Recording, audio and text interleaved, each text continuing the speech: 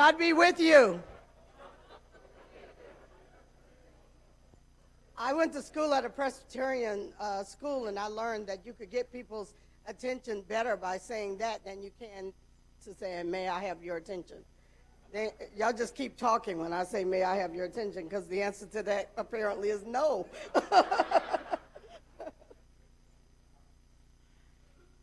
Good morning to you again. I'm Valerie Bridgman. I am the interim dean here at MTSO. For those of you who may not know, it is my privilege now to introduce to you our lecturer for the Schooler Institute. This is a timely lecture, and it's also a part of a long tradition here at MTSO that has given itself over to rigorous study and to justice issues. Our lecturer this morning is the Reverend Wil Gafney, PhD, Associate Professor of, I don't know why my glasses are on my head instead of on my eyes, Associate Professor of Hebrew Bible at Brite Divinity School in Fort Worth. She is an Episcopal priest and former Army chaplain, and is the author of Womanist Midrash, a reintroduction to women of the Torah and the throne, and a wisdom commentary on Nahum, Habakkuk, and Zephaniah. She's also the co-editor of the People's Bible and the People's Companion to the Bible. I don't know if her books are available, but they're certainly available online, and probably 20 minutes in, you're going to be Googling, trying to figure out how you buy them. She earned her PhD in Hebrew Bible from Duke University, her Master's of Divinity degree from Howard University School of Divinity, and her bachelor's degree from Earlham College. Her sermons have been published in the books Those Preaching Women, a multicultural collection, which I co-edited, and The Audacity of Faith, Christian Leaders Reflect on the Election of Barack Obama. She remains a member of the historic African Episcopal Church of St. Thomas in Philadelphia, where she is canonically resident in the Episcopal Diocese of Pennsylvania. That church, founded in 1792, is the first Episcopal church in the U.S. founded by and for African Americans. Dr. Gafney is a former member of the, I would say this wrong, Dorche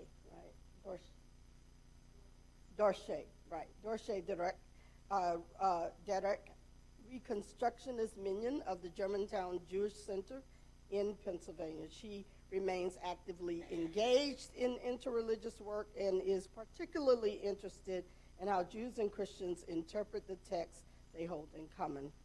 She is also licensed in the Diocese of Fort Worth. There really, just to say something about her work in the Guild, she is currently on the editorial board for the Journal for Biblical Literature, JBL. Those of you who use JBL, she's now on that board and very active both in the Society for the Study of Black Religion, the Society of Biblical Literature, Professional Development Committee, and as I just told you, the editorial team for Journal of Biblical Literature.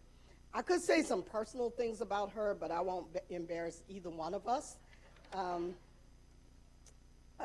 But I will say that Dr. Gafney's passion for study and for justice will become evident to you as you listen. Turn your ears on, open your heart, try not to resist. Here.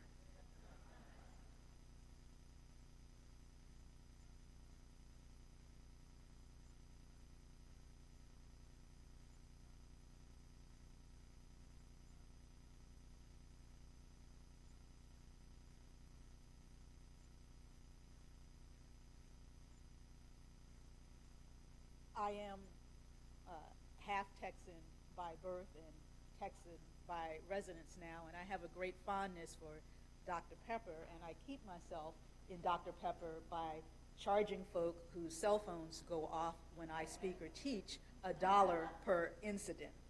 So you can just come on up and lay it on the table should the need arise. This institute is about preaching. And what it is that we preach often goes without reflection at one level in spite of the work that we as preachers, scholars, and proclaimers engage in. And the place where we engage the text without reflection is how it is we have access to the text. I'm talking about translation. So let me ask you a couple of questions. Who translated the Bible that you used to preach? What are their principles of translation? What is their standard of lexical fidelity? Where do they fall out on the range between dynamic and formal equivalence? How do you use a text translated by someone else? Let me ask this, and I know it's going to hurt some feelings, and that's not the intent, but it's a reflection of how invested we are in preaching and our own call sometimes. If you met someone who was a scholar of Chinese literature, and you asked them if they read Chinese, and they told you no,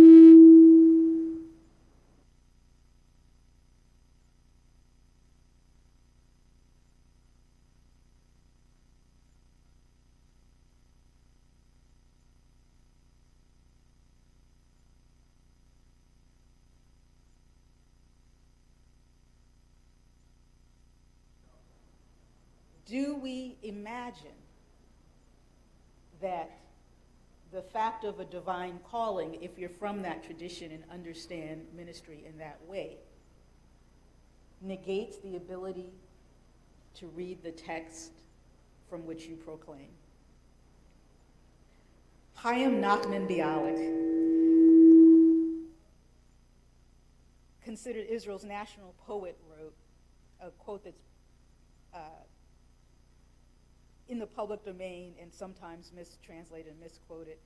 Reading the Bible in translation is like kissing your bride through the veil.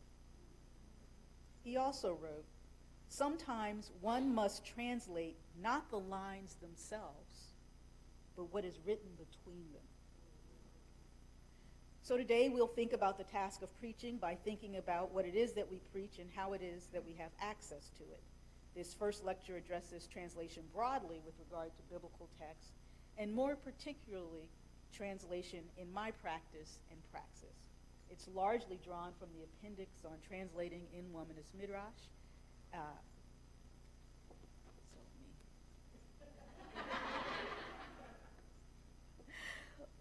For those who are unfamiliar with that term, Womanist Midrash is an exegetical hermeneutic that I developed, explicate, and demonstrate in this volume.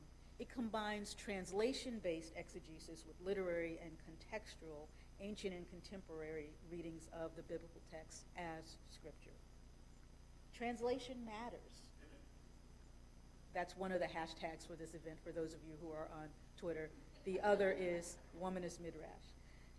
Translation is the only means non-Hebrew readers have to access the scriptures of Israel in their own tongues. Yet the act of translation, the principles that govern individual translation, are frequently invisible to many readers, save for express preferences for one translation of the Bible over another. Even then, that preference is often based on non-scholarly criteria. What the text sounds like, how familiar it is, how it corresponds to previously held cherished beliefs about what the text ought to say, or even a belief that only one translation of the Bible is authoritative. Original biblical translation is a regularly occurring feature of biblical scholarship, but it frequently appears without any reflection, even when it appears with volumes of voluminous footnotes. Because translation is perhaps the first layer of biblical interpretation, though a similar argument could be made for text selection, frequently consumed by the reader without notice, I find it important to reflect on how and why I translate the way I do. My definition of translation is the artful and scientific product of rendering words from one language to another. But even in that definition, there's translation. Rendering is almost an arbitrary choice. Indeed, how does one translate translation? So instead, let me offer some synonyms that fit my definition. Construe, convert, decipher, decode, elucidate. I could also say alter, change, explain, gloss, interpret, metamorphose, transfigure, transform, transmogrify, or transmute. Both set of options demonstrate the flexibility of the notion and process of translation. And while it's possible to go off into a semiotic discussion here, I mean, what does any word mean after all? And how does it mean what it means? And to whom does it mean what? My book and my work are not in semiotics. Rather, I'm looking at translating and interpreting Scripture through a womanist midrashic lens. The relationship between translation and interpretation is fraught, particularly when dealing with religious texts. As a contemporary scholar of biblical literature, I've been shaped by the Western Scholarly Academy, which often differentiates translation from interpretation on a binary. In so doing, they codify translation as simultaneously neutral in that it does not change the meaning of the text and therefore good because it preserves the meaning of the text unchanged, perhaps leading to authorial intent. The Western Biblical Scholarly Enterprise has also coded interpretation as negative, unduly shaped by the interpreter, clouding the original meaning of the text with contemporary concerns. It is, though, translation is or should be a word-for-word process, comparable to a mathematic equation in which the interpretation is the variable in the very different ways that people hear, read, and understand the Scriptures. The translation-interpretation binary presumes that texts have meaning apart from their readers, and that it is possible to read without constructing meaning, and that the reader has no impact on what she is reading. None of this is true. Translation and interpretation are not polar opposites, but different sides of the same coin. Translation and interpretation are closely interwoven in ancient as well as contemporary engagement with secular and sacred texts. Translation and interpretation are linked in one of the ancient scripture collections of Jewish tradition and history, the Targum, the rendering of the Hebrew scriptures into Aramaic, in which interpretation and translation occur simultaneously. The Targum is both a translation of the Hebrew scriptures and interpretive commentary on them. The word Targum means translate as it's used in Ezra 4:7. And this is the case for both testaments. See Matthew 1:23 in the New Testament that comes from Greek, and Acts 13:8 in the Peshitta, the New Testament that comes from Aramaic. Both passages use the specific word metatargum to account for translation. The Aramaic scriptures use the noun form metatargumin for translator-interpreters and for prophets, whom they understand as translating and interpreting God's words, not simply repeating divine discourse. So in the Targum Neofiti, the account of Deuteronomy 27:8 reads this way: "You shall write on the stones all the words of this Torah, written, inscribed, and explained well, so as to be read and translated into 70 languages." Interpretation is a separate word in the Targum, and later in the Watergate scene of Nehemiah 8:1-8, in which the Torah is read in Hebrew, translated into Aramaic, and discoursed upon further, that is read with interpretation and giving the sense. So this notion of the translator-prophet who interprets the divine resonates with my cultural understanding of teaching and preaching in black churches. Simply reading the biblical text is insufficient. The preacher must translate and interpret the Word of God into words fit for the congregation. And while there's often little to no emphasis on translation from Hebrew to English in the black church of my experience, the understanding of the religious biblical scholar as a metatargumin feels congruent. So in my practice, translation is a result of this mysterious and nearly indefinable process, which is both art and science. The science is linguistic, lexical, philological, taxonomic, syntactical, grammatical, euphemistic, and more than occasionally, idiosyncratic.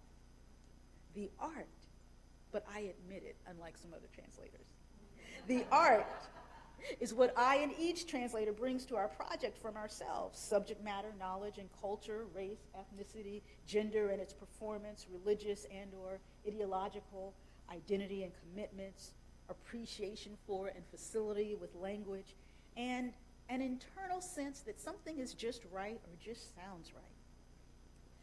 I describe translation as an act of poiesis. My degree from Earlham was in biology, and I was a research biologist for a time. Using the word poiesis in its original Latin and contemporary biomedical senses. Most simply, poiesis is creation from the Greek word poiein, to make, originally the creation of poetry, and subsequently the creation of cellular elements in the human body, like the creation of blood cells, hematopoiesis. So the former represents the understanding that each translation is an act of creation, and the latter understands that the new creation is not ex nihilo. The translator is not inventing a new text out of nothingness, but rather the translation is made up of the elements of text, communication, language, and ideas, just as blood cells are made up of the elements of the body. Text is plural here, because the literary texts are part of a larger textual world, including the translator and all of her constituent elements. Frequently overlooked in discussions around translation is the question of who translates. Men are still overwhelmingly responsible for major versions of the Bible used in congregations and classrooms, even when women are invited. Note the passive. Where is the power to participate? The category of race in biblical translation is complicated, perhaps to the point of uselessness as a category, given the complexity of Jewish identity, which, while collapsed into white in the popular imagination, nevertheless includes persons of African and Asian descent, as indeed the ancient Israelites were an Afro-Asiatic people. This means that until very recently, the Bibles which hold authority in my religious and academic worlds were produced by scholars who do not look like me, do not share my culture, and are part of a culture that has been openly hostile to the scholastic capacity, literary achievements, and even moral agency of my people. As a result, the voice of authority in biblical translation has most often been a white, Gentile male voice, particularly in Christian contexts where Jewish interpretation of Bible has not always been regarded as authoritative. However, things are changing slowly. The 2011 Common English Bible included a number of scholars among its translators for the first time in modernity in the English-speaking world, including Ephraim Augusto, Emerson Powery, Abraham Smith, Thomas Slater, and Hugh Page, and a single woman of color that I have been able to identify, Singe Yang. In light of the exclusion of women of African descent from the ranks of Bible translators, an important aspect of my work that distinguishes it from other womanist and feminist treatments is its attention to the words of Scripture itself. Translation is one of the primary modes of biblical scholarship in which I engage, and it's the basis of my exegetical and midrashic work. I do this work as a womanist and as a feminist, as a black woman who treasures the literacy denied to so many of my ancestors. I am keenly aware that I am translating a text that has been used to dehumanize, enslave, and subjugate my people, including me to some degree, contemporarily, pathologizing my gender and ethnicity.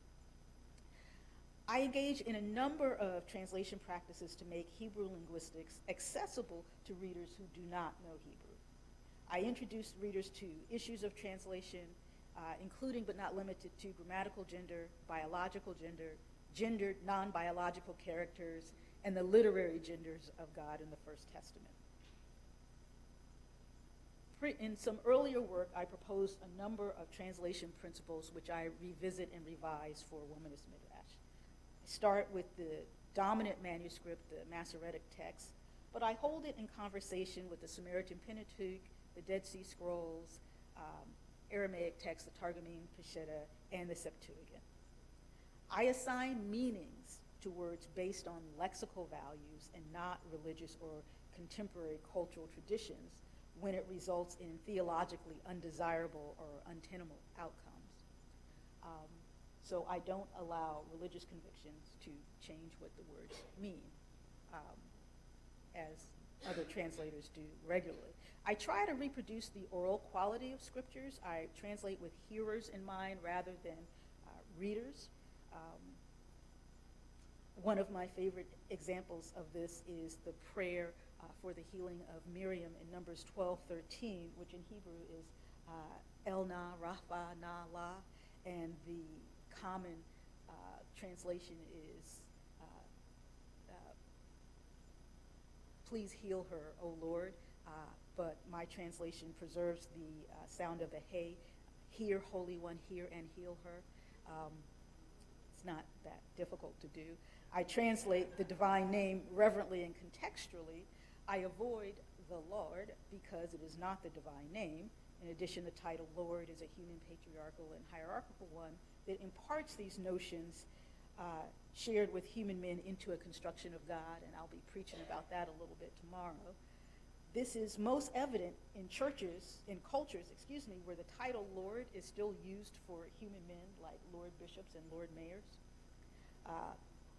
While Lord is the most common choice for rendering the Tetragrammaton because of English practice, it's not the only rabbinic choice or the only historical choice, and so I encourage my students to be creative in rendering the divine name. Confusion about the Tetragrammaton and how to render it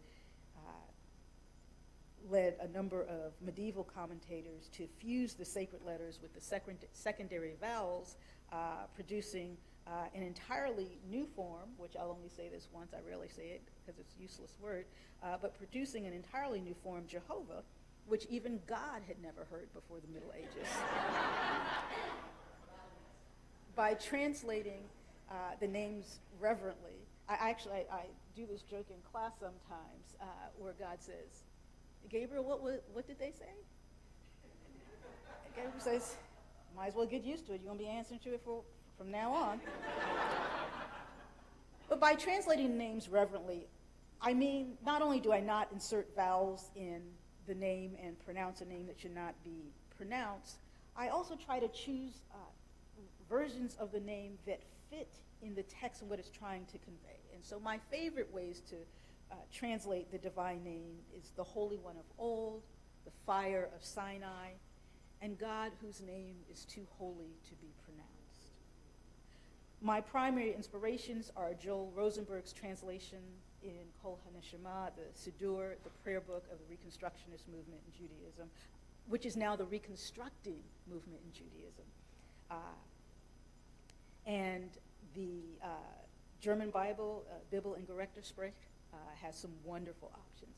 I use gender-specific language, she, the spirit, rather than gender-inclusive or neutral, the spirit, because the truth is that language is not gender-neutral or gender-inclusive. It just provides a blank canvas on which people paint the male language that's already in their head, right? If you want people to think in feminine language, you actually have to use feminine language. I use feminine language not just for the divine, but to make present the women and girls who are often swallowed up by the text. So instead of saying the children of Israel, I might say the women, children, and men of Israel, or the daughters and sons of Israel, right? And this becomes important, particularly in texts that are violent. Instead of saying Joshua razed the city of Ai, Joshua killed all the women, all the children, and all the men in Ai. Make it explicit. I transliterate the names of biblical characters, providing phonetic pronunciations rather than the European-derived names that are more familiar to most Christian readers, particularly when there are significant departures between the names.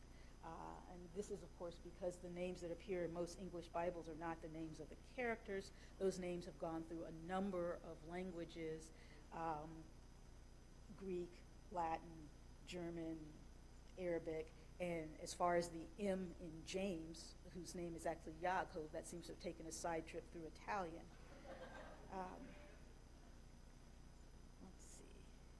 Even though these transliterated names may be difficult to pronounce and unfamiliar, I find it important as a womanist to preserve, respect, and honor the cultural integrity of the Israelite scriptures by preserving, honoring, and respecting the names of the characters as they are recorded, as they are ancestral figures. Naming and name-calling, calling someone out of their name, have a particular significance for womanists and other readers in the African diaspora, especially in contexts in which an enslaving and or colonizing culture has imposed its name on peoples and places in lieu of the names given in community.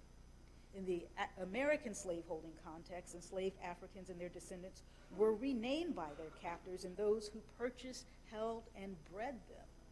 Retention of African names was forbidden and punishable through torturous, if not fatal, means. The English names imposed were also umble and umbling, frequently shared with dogs.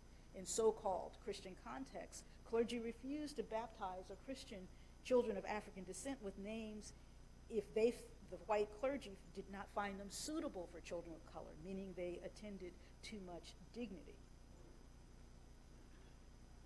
Using the less familiar form of the name serves another purpose as well. It reminds the contemporary non-Jewish reader that we are at a great distance geographically and temporally from the original context of the scriptures, and to be wary of interpreting as though they were composed for our immediate context and concerns.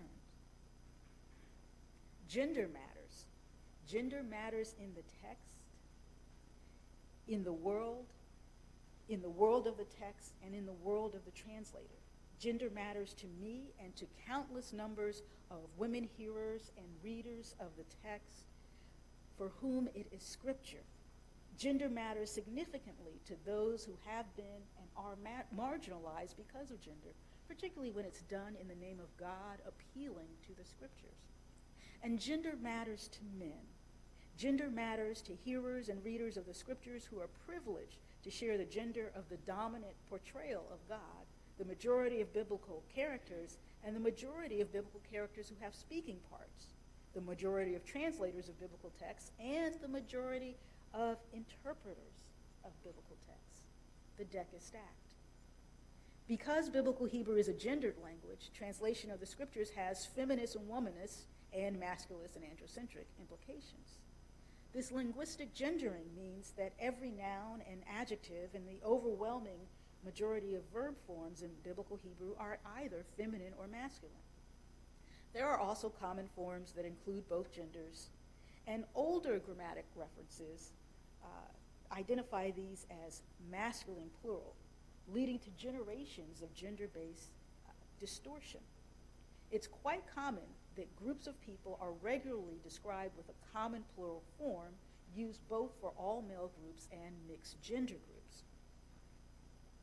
So in my first book, Daughters of Miriam, I undertook the task of demonstrating that when the word prophets, plural, is used, it means women and men prophets because there were women and men prophets in each phase of the canon, from the Torah to the prophets to the writings, and each phase of the Israelite story. And so when God would say something like, I've warned you by every prophet, that ought to be translated, I've warned you by every female and male prophet, I've warned you by every woman prophet and every male prophet, right? But when that form is identified as masculine plural, then women get erased from the category. The relationship between grammatical and biological gender for human beings and animals is relatively straightforward. Feminine forms correspond with female humans and animals almost without exception, and masculine forms normally correspond with male humans and animals. But there are exceptions. In Ruth 2:8, Naomi addresses her daughters-in-law with a masculine common plural rather than the available feminine plural twice, right? May the Holy One act with loving kindness, imachem, towards you guys, right? I always tell my students, you speak in Jersey, yous guys, right? Just as Asitim, you two guys have done towards the dead and to me. In the great Isaiah scroll from Qumran, the text uses the masculine singular form of prophet Navi for the female prophet with whom Isaiah fathers a child in 8:3, whereas the Masoretic text uses the feminine form Neviah. We've seen this happen in English. We use actors for embodied performers of all sorts. We retain actresses for a particular type of embodiment, right? We've done the same with doctor and doctoress, right? So a masculine form does not necessarily mean a masculine person, even in a binary language like Biblical Hebrew. It's rare, but it happens. And if I could find two, that means there's more.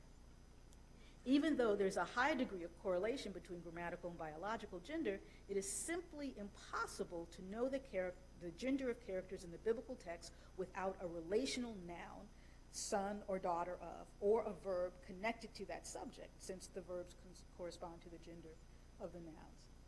Sometimes your concordances lie to you and construct masculine gender for characters whose gender cannot be ascertained, or for characters who are actually female. The best example of this is in both Ezra and Nehemiah, the lists of people who are moving from hither to yon. There's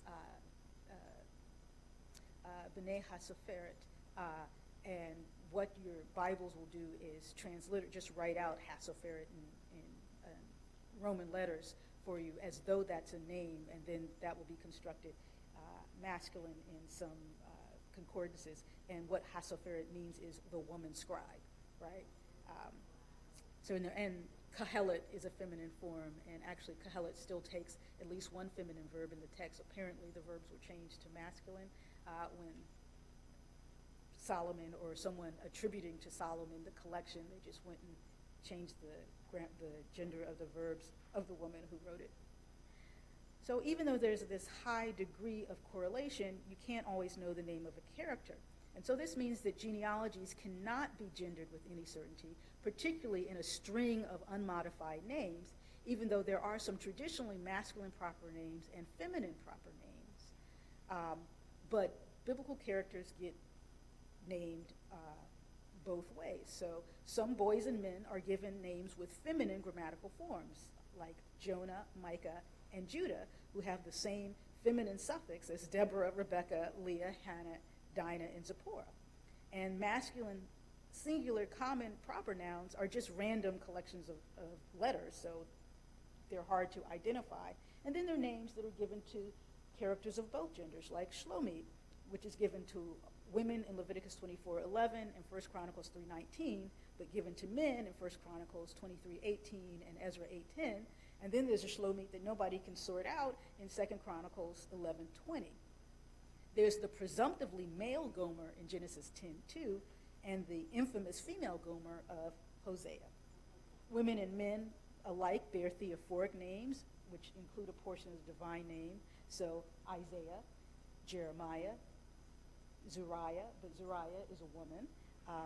And this is true even when the name ends in a masculine suffix like who, which means he. And those of you who've taken Hebrew will know who is he is she, me is who, and a dog is a fish. So Micah, Mikayahu ben Imlah, is a male prophet, but Mikayahu bat Uriel is a woman. Athaliah's name occurs with and without the masculine suffix. So translation has to take into account all of these factors. The relationship between grammatical gender and divine gender is even more complex. Long-standing practice has been to gender God as male, in part because the overwhelming majority of divine names and gendered expressions are masculine. And as a buttress to social, cultural, and religious structures. Christians add to this the notion that God is the Father of Jesus. Masculine language is not the only language used for God in the scriptures, however. The Spirit of God is feminine in form and function, taking feminine verbs exclusively. And there is a wealth of feminine metaphorical and descriptive language for God, much of it centered on birthing and mothering.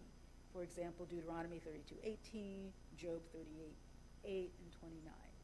In fact, the only reproductive organ ascribed to God in the biblical text is a womb.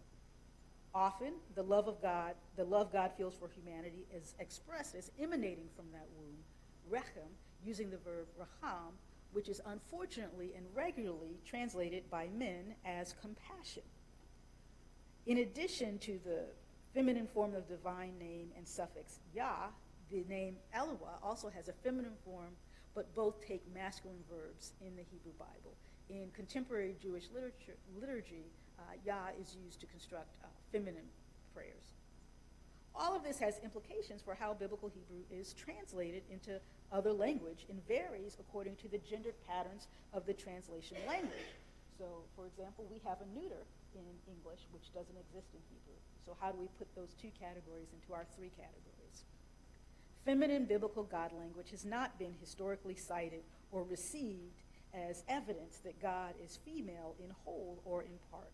Not even biblical literalists take it literally. Translators regularly make gendered choices, when to use pronouns and when to capitalize them, and when or if to use it or he or she for a city or a thing that we don't gender in English. We make these gender choices which reflect out of our own understandings of gender in the world and in the world of the text, including the gender of God in and beyond the text. So then what does it mean that the Hebrew Bible uses feminine and masculine language for God, but not evenly balanced? Is God overwhelmingly masculine with a significant feminine side? Does the category of grammatical gender simply not correspond with the ontology of God? Does God transcend gender? Is gendered God language simply an artifact of certain languages without any religious meaning?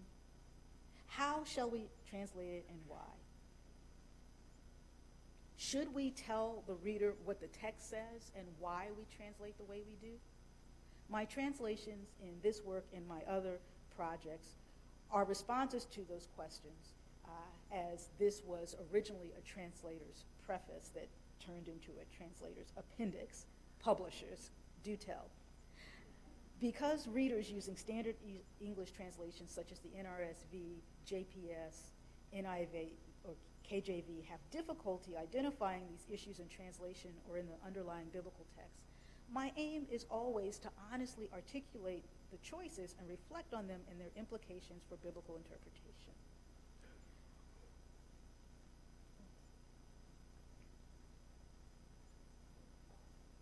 So what I want to close with and make sure we have some time for questions is just to read some of the translations in Womanist Midrash to you.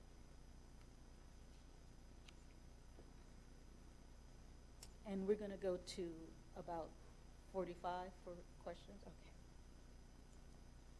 In beginning, he, God, created the heavens and the earth. The earth was formless and shapeless, and darkness covered the face of the deep, while she, the Spirit of God, pulsed over the face of the waters.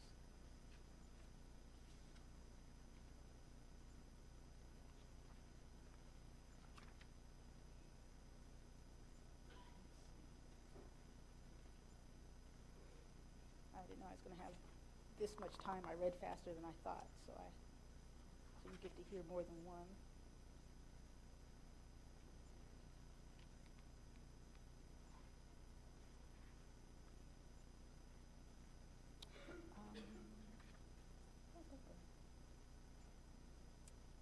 While Yaakov was still speaking with them, Rachel came with the sheep of her father, for she was a shepherd. This sounds like a small thing, but in a culture in which shepherd is identified as pastor, the fact that dominant translations have changed that to for she kept them, for she kept the sheep, not identifying her as a shepherd, has had significance for people. How do we talk about the people who are in bondage in the text? Do we call them servants? Do we call them slaves? I use a more specific term. Rachel said, "Look, my womb slave, Bilhah, come in her," with all the implications of that. And she will give birth on my knees, that I may also build babies through her. I use the language of womb slave because enslaved women in the text are sex slaves. There's just no two ways around that.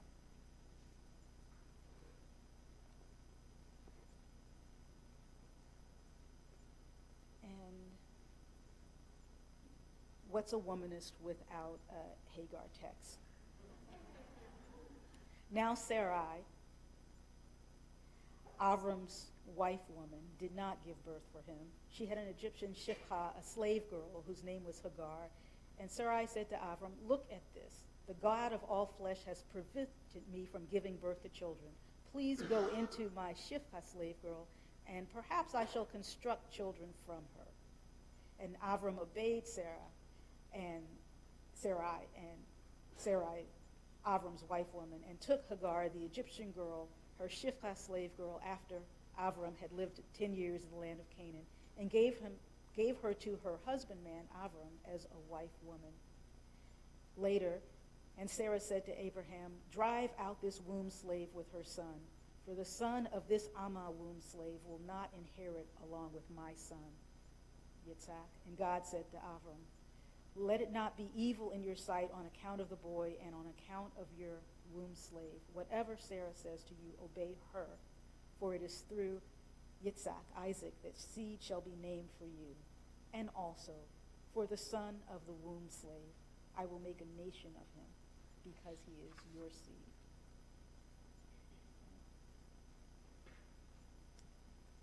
And this last one, there is I guess it's not an appendix, it's an excursus on slavery and sex slavery in ancient Israel, all about this one text. And I'll leave you with this, and you'll have to read the book to understand what this text portends for Israelite women and for our world. Some of you know that slaves could be liberated in a Jubilee period.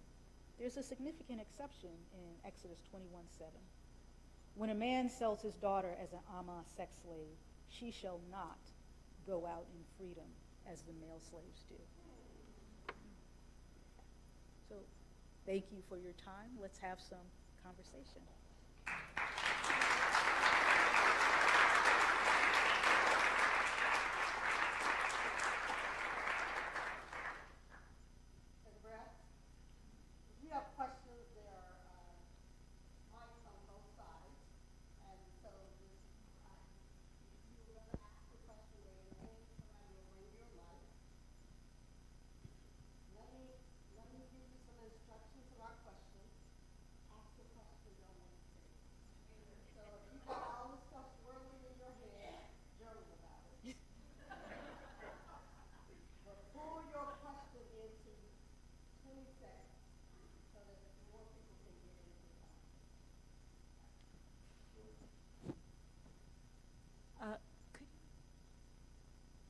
Could you talk about, when you're doing translation, how do you understand the role of the Holy Spirit in your work of translation?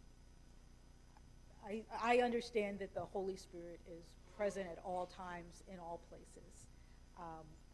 I think about my writing, my translation and my writing. There are times when, let me just get Black church for a minute. There are times when a certain rendering is just clearly more anointed than another one, right? Is more anointed than another one. And so that's not something I have control of. I'm aware of it in the passing. I can tell you one line from this book that has stayed with me from the moment I wrote it. When I do the story of the royal women, and I go through Ahinoam, who is Saul's wife, and her daughters Michal and Merab, and also Rizpah, his low-status wife. I have Ahinoam at the end, after David has just wrecked her family and her life, and I have this line: "Who will care for these daughters David has broken after her death?" That line has just stayed with me like that. Like that was a good one. I'm getting $1. I feel the weight on certain texts. I can't describe the mechanism. I'm just aware of it. I'll try to do 20-second responses. On that same question, so if we think about translating with Holy Spirit, then how does God's ontology, if you will, kind of fight against our own ontology in translation? So how do you deal with that? So I don't consider it any different from preaching. Folk preach stuff, and sometimes you hear and experience God, and sometimes you're just like, nah, son, right? And so we are human beings doing this work with a text that is at best human and divine, at worst fully human. So God is present in all those things, but human spirits are dominant. I mean, we do this work in our human selves, so that's always present. And I don't imagine or pretend that it's possible for that to not be on the page. In fact, I would argue that God chooses to work through these vessels and that we are to bring these things with us. Thank you. I don't know if I'm actually calling people. Okay. I don't know who's calling. Okay. Thank you so much. I learned so much listening to you. When you refer to God in your classes, since God is overwhelmingly male in the Hebrew Bible, do you use a range of pronouns, try to avoid them altogether, or how do you approach that, please? I use feminine God language primarily and almost exclusively, and will do so for about the next 5,000 years. In liturgy contexts, I use a range of language because I'm not saying Mass for myself. I'm saying Mass in a congregation that has a variety of ranges. So in my preaching language, I will use feminine language, but in the liturgical language, I will use a variety of terms and very little masculine language, but I aim to make sure that there's language for everyone in the room, and I usually introduce the Mass by saying, I'm going to probably use more neuter language. They think there's a category of neutral language. I'll use probably more neutral language and feminine language than you may be familiar with, and if it's not comfortable for you, feel free to pray the traditional language of the prayer book or substitute for your own language. So that's how I handle it in liturgy, which is slightly different than class. Could you speak to the importance and Can you wave at me? Thank you.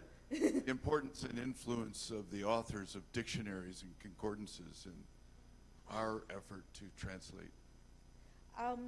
They are another mediating voice, like a translation itself, because even though we're in a world where facts and science have suddenly become slippery, confusing, and deniable, there is an understanding that if the dictionary says it, it's true.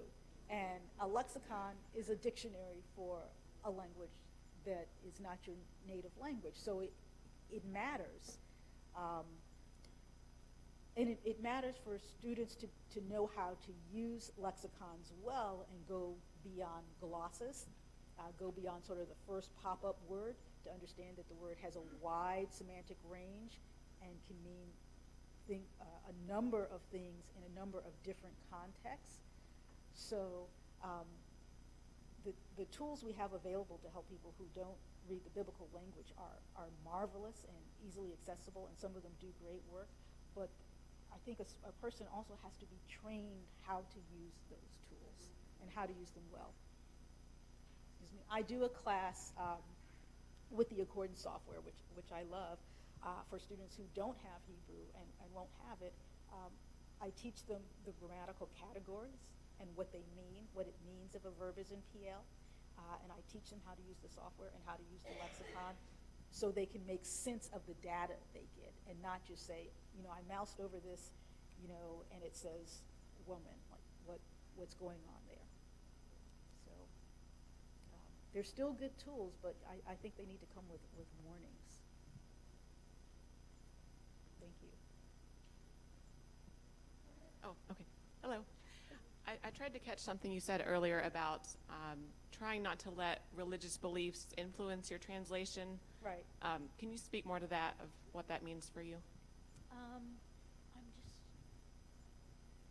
Now I can't think of an example, but my general principle is the text says what it says, whether or not that's going to correspond with the theology. I mean, I guess an obvious one would be the whole business about Isaiah and the child that is already present that's already in a pregnancy in Isaiah 7:14, right?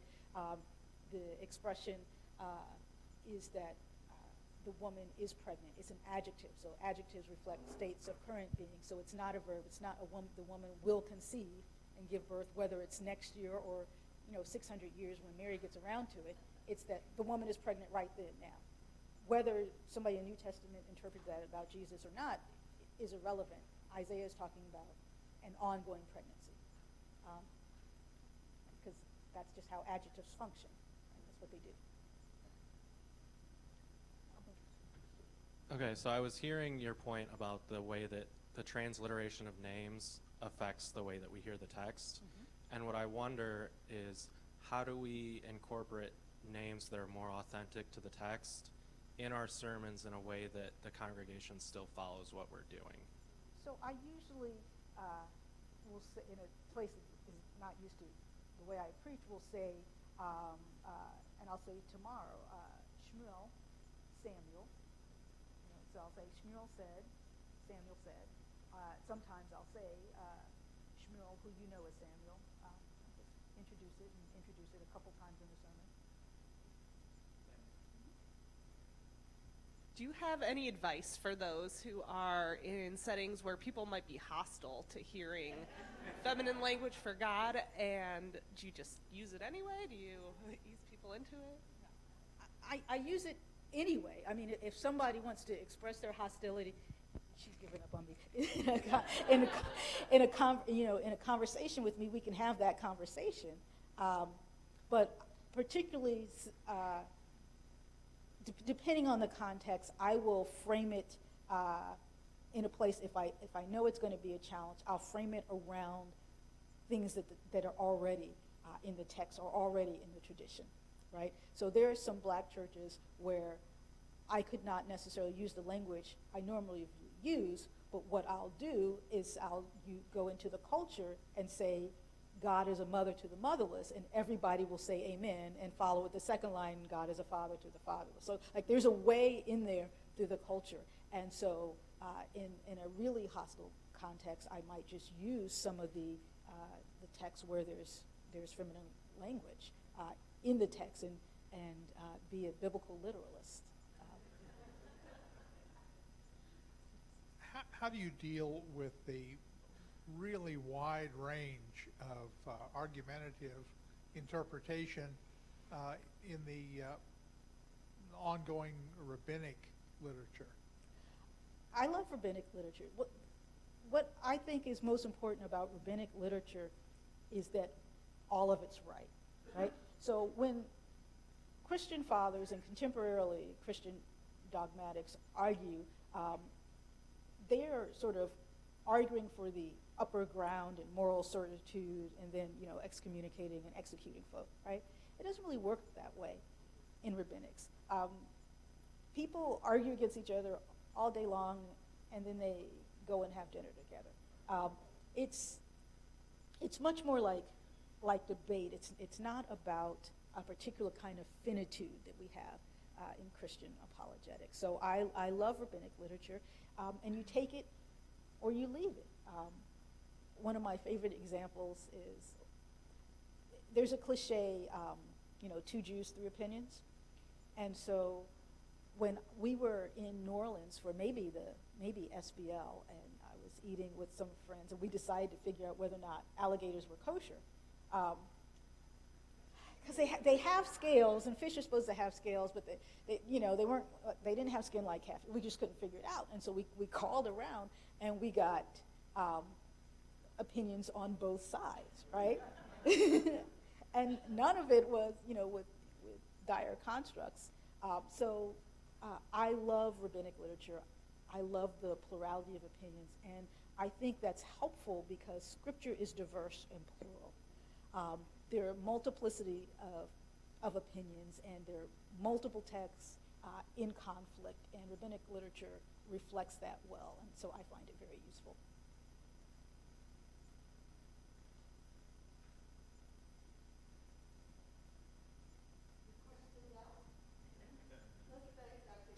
Thank you.